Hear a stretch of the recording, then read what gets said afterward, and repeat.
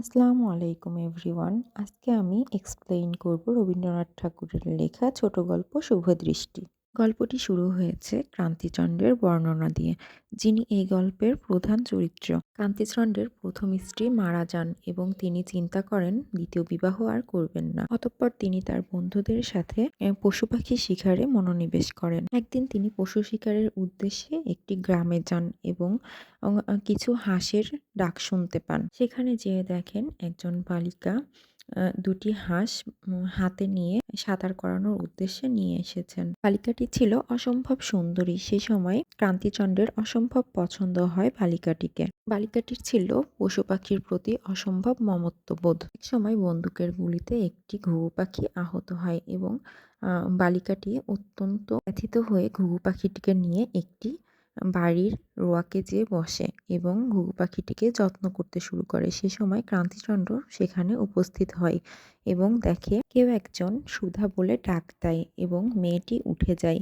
এতে কান্তিচন্দ্র ধারণা করেন মেয়েটির নাম সুধা। পরবর্তীতে একদিন কান্তিচন্দ্র তৃষ্ণার্ত অবস্থায় একটি বাড়িতে যেয়ে ওঠে এবং সেই বাড়িতে একজন ব্রাহ্মণকে দেখে তিনি পানি খেতে চান। অতঃপর ব্রাহ্মণটি যখন তাকে পানি খাওয়ায় তখন তিনি বলেন, আপনি যে আমাকে পানি খাওয়িয়েছেন এটার বিনিময়ে আমি আপনার কি উপকার করতে পারি বলেন। তখন ব্রাহ্মণ বলে, আমার আমার একটি কন্যা আছে, তাহার বয়স হইতে চলিল, তাহাকে একটি সৎপত্রে দান করিতে পারিলেই সংসারের ঋণ হইতে মুক্তি লাভ করি।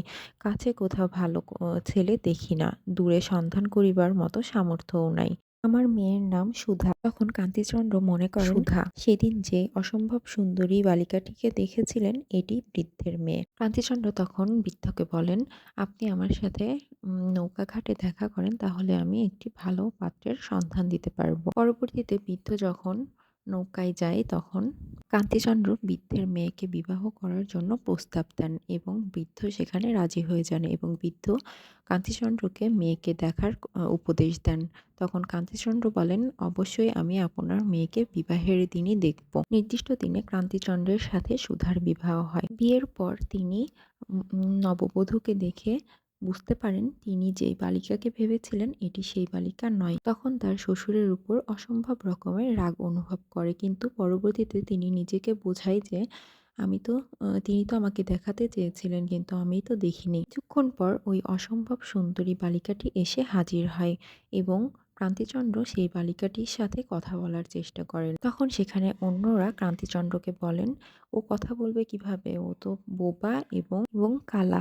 তখন কান্তিচন্দ্র অনুভব করেন যে যা হয়েছে ভালোই হয়েছে। কান্তিচন্দ্র মনে মনে বলেন, যাহা হইতে বঞ্চিত হইয়া পৃথিবীতে তাহার কোনো সুখ ছিল না, শুভদ্রব্যক্রমে তাহার নিকট হইতে পরিত্রাণ পাইয়া নিজেকে ধন্য জ্ঞান করিলেন এবং তিনি তখন নববধূর দিকে তাকিয়ে তাকে নববধূকে সর্বোচ্চ সুশ্রী হিসেবে অনুভব করলেন। ধন্যবাদ সবাইকে এতক্ষণ গল্পটির এক্সপ্লেনেশন শোনার জন্য।